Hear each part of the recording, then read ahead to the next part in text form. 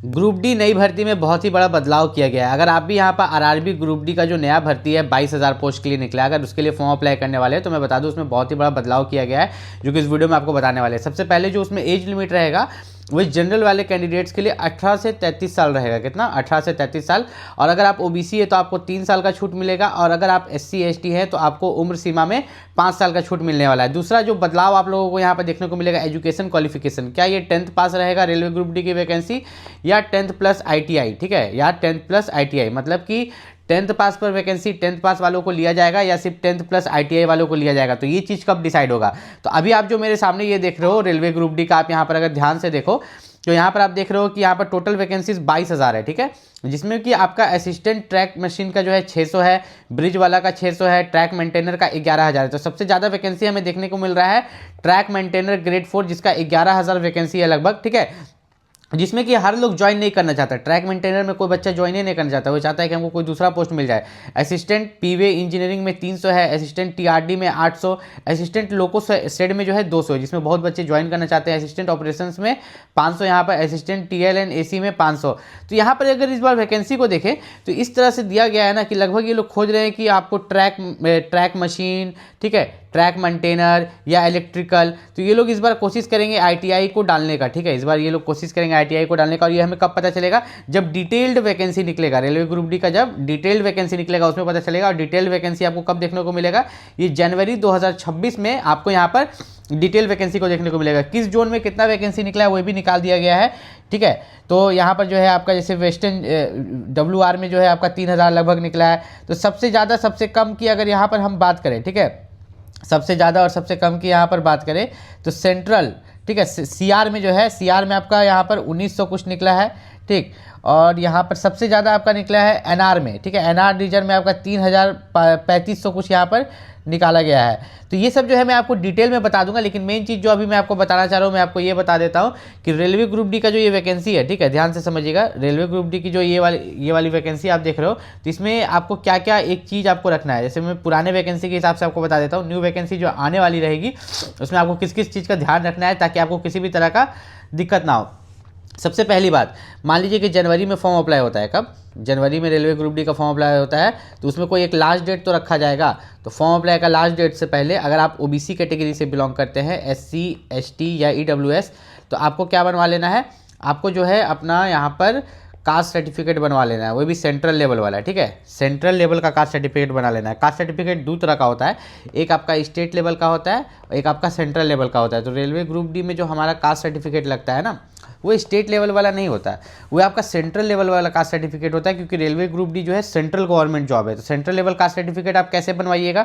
तो सबसे पहले उसके लिए आपको स्टेट लेवल बनवाना पड़ता है। ठीक है, आप जिस भी स्टेट से हो, मान लो कि कोई अगर बिहार से है, ठीक है, तो वो पहले बिहार स्टेट गवर्नमेंट का कास्ट सर्टिफिकेट बनवाएगा, फिर उसके बाद जो है उसका सेंट्रल वाला बनेगा। ठीक, और एक चीज़ का खास ख्याल रखना है कि अगर आप रेलवे ग्रुप डी में फॉर्म अप्लाई कर रहे हो, तो फॉर्म अप्लाई करते समय आपसे, जब आप फॉर्म अप्लाई करते हो, ठीक है, तो आपसे एक सर्टिफिकेट नंबर मांगता है। क्या मांगता है? सर्टिफिकेट नंबर, उसी सर्टिफिकेट का, कास्ट सर्टिफिकेट का। तो बहुत बच्चे क्या करते हैं, स्टेट लेवल वाला देते हैं, फिर बाद में वो परेशान रहते हैं। तो इस बार आप पहले से बनवा के रख लीजिएगा, मैं पहले से आपको ये जानकारी दे रहा हूँ ताकि आपको किसी भी तरह का दिक्कत ना हो। जनवरी में आपको रेलवे ग्रुप डी का फॉर्म देखने को मिल जाएगा।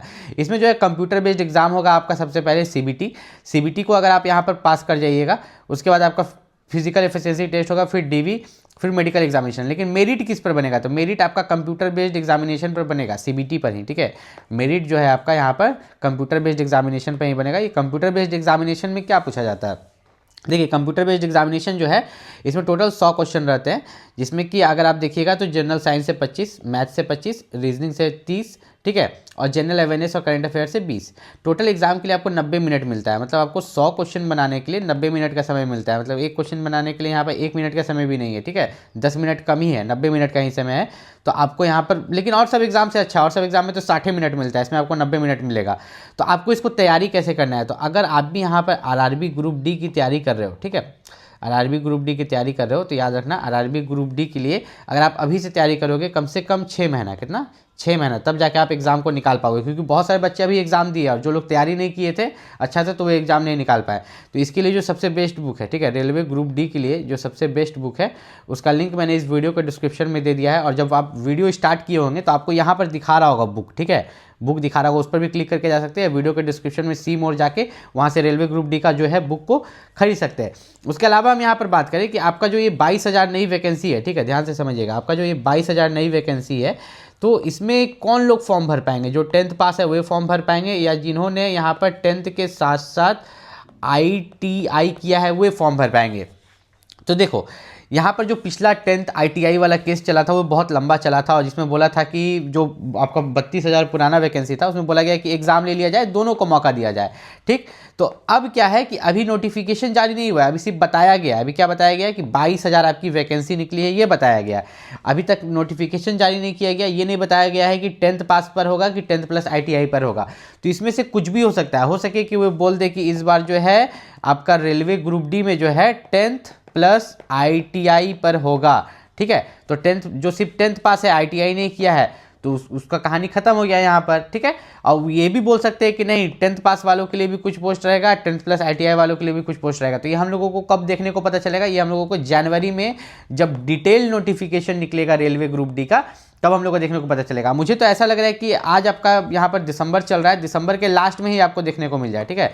दिसंबर मंथ का लास्ट में ही आपको डिटेल नोटिफिकेशन जो है वो देखने का मौका यहाँ पर मिल जाए। मैं आपको ये पुराने वाले नोटिफिकेशन से आपको सभी चीज़ बता रहा हूँ ताकि आप पहले से तैयारी कर पाओ। अगर आप रेलवे ग्रुप डी का फॉर्म पहला बार भर रहे हो तो मैं आपको बता दूँ कि जो आपका फिजिकल एफिशिएंसी टेस्ट है मेल कैंडिडेट के लिए, ठीक है, आप यहाँ पर देख सकते हो, यहाँ पर आपको जो है 35 kg का वजन उठा के यहाँ पर 100 मीटर तक दौड़ना पड़ता है 2 मिनट के अंदर में, ठीक है, एक चांस में। और फीमेल कैंडिडेट को 20 kg का वजन, मान लीजिए 20 kg का बोरा बालू भर के, जो भी भर के होगा, 100 मीटर तक दौड़ना है 2 मिनट के अंदर में लड़की लोग को, ठीक है। और लड़का लोग को फिर जो है आपको 1000 मीटर का रनिंग होता है 4 मिनट 15 सेकंड में, और लड़की लोग को 1000 मीटर का रनिंग होता है 5 मिनट 40 सेकंड में। तो आपको फिजिकल सिर्फ क्वालिफाई करना रहता है, ठीक है। अगर आप फिजिकल को क्वालिफाई नहीं कर पाए तो आप फेल हो जाएंगे, ठीक है। तो फिजिकल को क्वालिफाई करना है, इस चीज़ को आपको खास ख्याल रखना है। उसके बाद अगर हम बात करें तो यहाँ पर इन्होंने दिया है कि जितने भी बच्चे यहाँ पर फिजिकल में क्वालिफाई कर जाएंगे तो फिर उनको यहाँ पर मेडिकल और DV के लिए भी जो है बुलाया जाएगा। तो DV के लिए जो रेशियो रहता है 1:1 का रेशियो रहता है, ठीक है। एक वैकेंसी के लिए एक बच्चा को यहाँ पर बुलाया जाता है डॉक्यूमेंट वेरिफिकेशन के लास्ट स्टेज में।